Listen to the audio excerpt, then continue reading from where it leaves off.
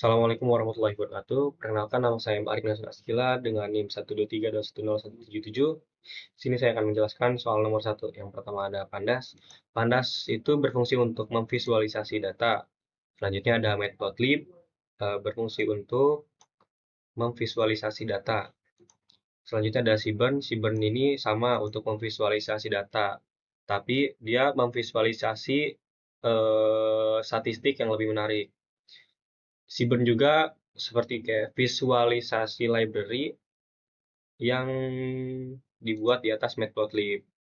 Selanjutnya ada sklearn yang linear model, berfungsi untuk meregresi linearnya. Selanjutnya ada yang metrik R2 score, dia berfungsi untuk menghitung koefisien determinasi. Selanjutnya ada membaca dan menampilkan data dari file Excel. Nah, data diambil dari file Excel dari sini yang sudah diupload, kita copy path-nya, kita masukkan ke tanda kutip ini. Data dibaca oleh PD read Excel dan disimpan di data frame ini. Nah, untuk print 5 baris pertama data menggunakan df head ini. Selanjutnya ada memvisualisasi data perbandingan kekuatan beton. Nah, untuk figurnya di sini saya menggunakan 12:6.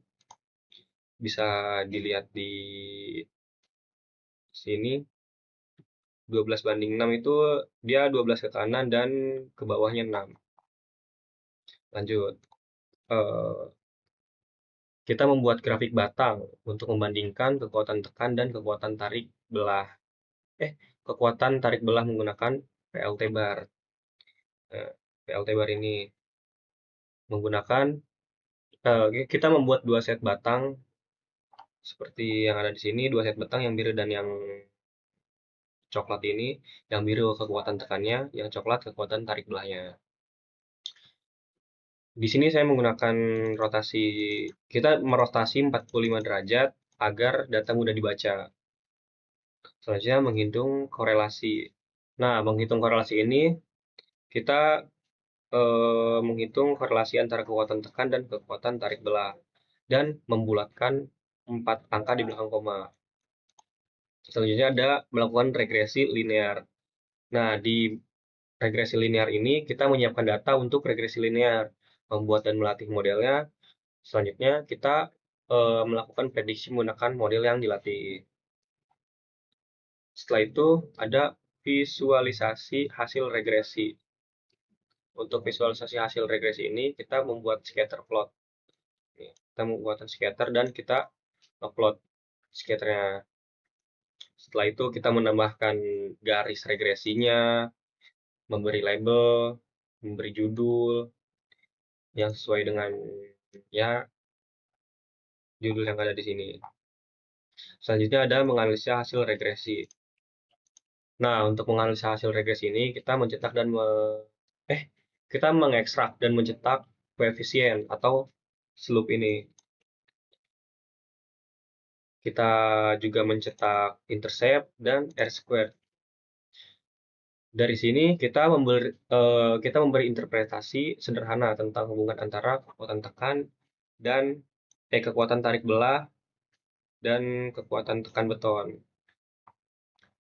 Untuk hasilnya bisa dilihat seperti ini.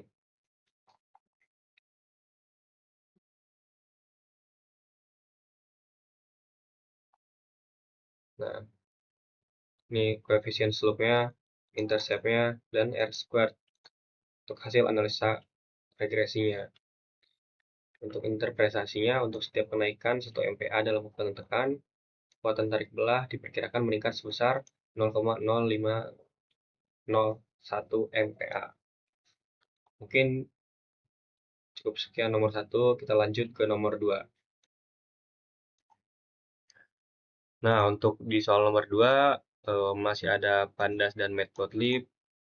Di sini pandas saya gunakan untuk memanipulasi data dan matplotlib untuk memvisualisasi data. Di sini saya tidak menggunakan seaborn karena sedikit tidak berguna jika digunakan. Langsung saja untuk nomor 1, di sini ada membaca dan menampilkan data dari file Excel. Nah, data dibaca dari file Excel yang sudah saya upload tadi dan di copy paste ke dalam tanda petik ini. Lalu data dibaca oleh PDRead Excel dan disimpan dalam data frame. Selanjutnya ada menyiapkan data. Untuk menyiapkan data sendiri, kita membuat kolom baru yaitu total vehicle ini, yang merupakan jumlah dari semua kendaraan yang ada, yaitu motorcycle, cars, dan large vehicle. Selanjutnya ada visualisasi data. Untuk visualisasi data ini, atau line plotnya, kita membuat grafik garis untuk menunjukkan jumlah setiap jenis kendaraan terhadap waktu menggunakan marker yang berbeda. Untuk marker O ini kita gunakan untuk yang motorcycles, marker O. Selanjutnya ada marker S atau square, kita gunakan untuk cars. Jadi dia berbentuk kotak. Selanjutnya ada yang tanda petik ini digunakan untuk large vehicle, berbentuk segitiga. Untuk selanjutnya ada menambahkan label, judul, dan legenda. Di sini kita rotasi lagi 45 derajat agar data mudah dibaca. Selanjutnya ada analisis komposisi kendaraan atau pie chart. Pie chart itu yang bulat ini, pie chart. Nah, untuk di pie chart ini kita menghitung total untuk setiap kendaraan, setiap jenis kendaraan, membuat diagram pie yang bulat tadi untuk menunjukkan komposisi kendaraannya, menampilkan persentase di setiap bagiannya. Jadi kita menampilkan persentase di setiap bagiannya, motorcycle 61,6, large vehicle 8,3, dan cars-nya 30,1. Selanjutnya ada analisis tren total kendaraan yang ini. Di sini kita menggunakan bar chart yang ini. Nah, untuk figurnya kita menggunakan 10:6. Di sini kita pada intinya di sini membuat grafik batang untuk menunjukkan total kendaraan terhadap waktu, menambahkan label dan menambahkan judul yang sesuai. Tetap di rotasi 45 derajat agar datanya mudah dibaca. Selanjutnya ada statistik deskriptif. Di sini digunakan untuk menghitung dan mencetak statistik deskriptif seperti mean, standar deviasi, nah yang ini mean, standar deviasi, ya dan lain-lain lah. Untuk semua jenis kendaraan, entah itu motorcycle, cars, large vehicle, dan total kendaraannya. Setelah itu kita eh, menganalisis jam sibuknya. Nih yang ini menganalisis jam sibuknya terakhir.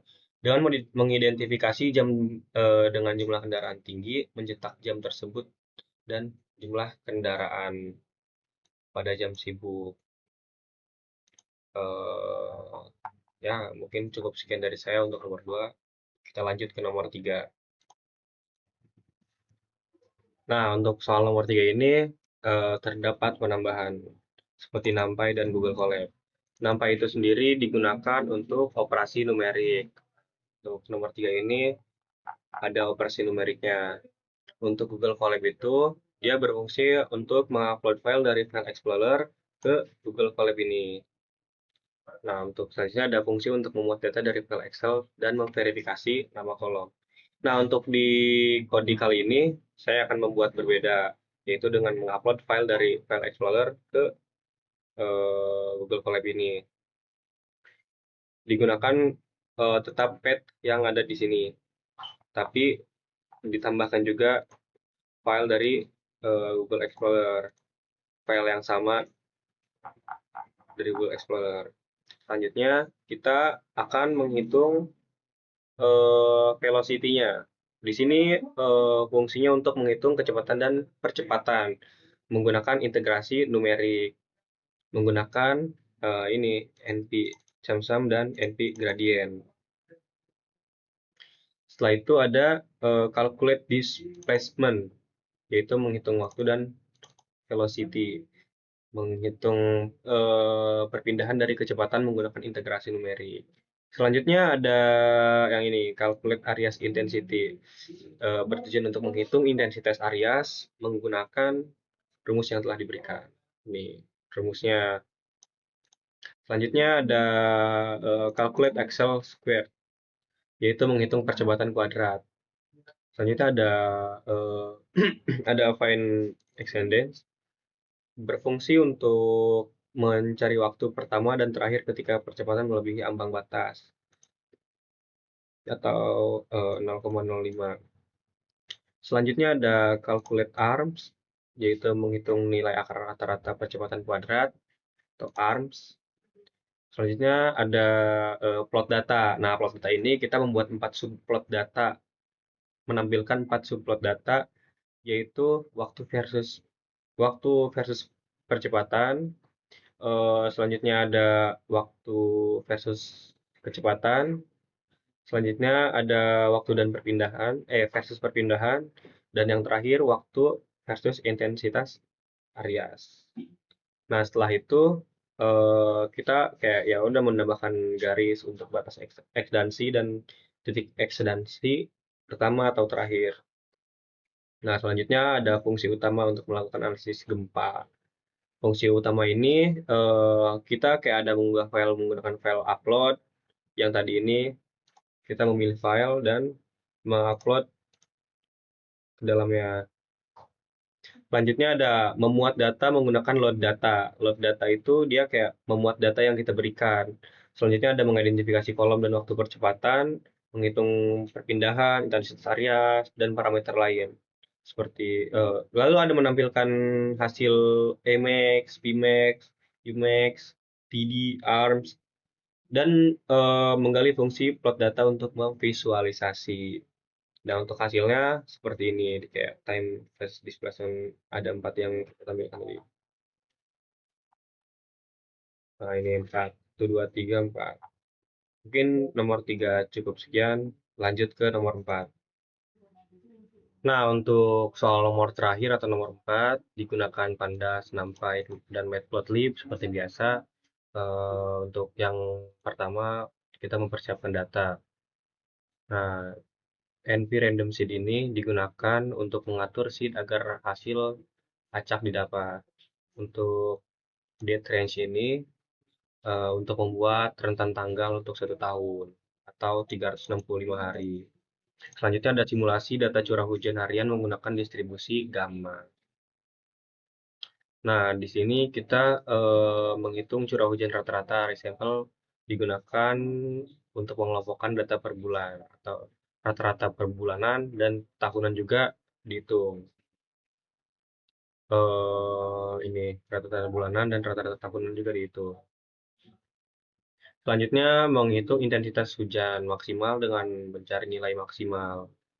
Ini dengan mencari nilai maksimalnya. Selanjutnya ada mengidentifikasi hari dengan hujan ekstrim dengan mendefinisikan ambang batas untuk hujan ekstrim 50 mm. Visualisasi data. Nah, untuk visualisasi data ini dia terbagi istilahnya kayak ini A, ini B. Yang A itu dia mencari plot curah hujan harian, membuat plot garis untuk curah hujan, menambahkan garis horizontal untuk rata-rata tahunan, menandai hari dengan hujan ekstrim menggunakan scatter plot. Nah, untuk yang kedua, surah rata-rata bulanan. Sama aja, tapi membuat diagram batang untuk menampilkan rata-rata curah hujan bulanannya. Ini yang harian, ini yang bulanan. Dia menggunakan plot bar. Setelah itu ada kesimpulan. Kesimpulan ini kayak dia mencetak hasil analisis termasuk rata-rata tahunan, intensitas maksimal, hari jumlah hari hujan ekstrim, dan daftar hari dengan hujan ekstrim. Nah, ini hasilnya. Ya, mungkin cukup sekian dari saya. Kurang lebihnya mohon maaf. Assalamualaikum warahmatullahi wabarakatuh.